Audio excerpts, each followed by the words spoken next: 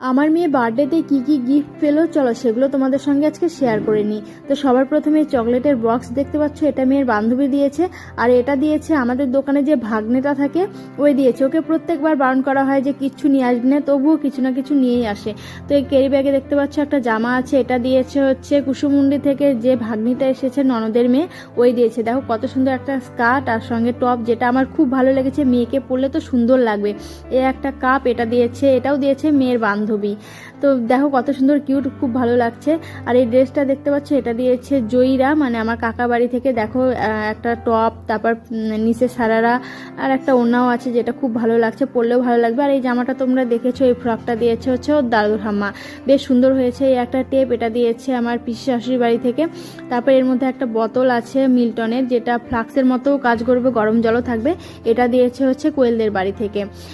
আর এই পুতুলটা দেখতে পাচ্ছ, সঙ্গে একটা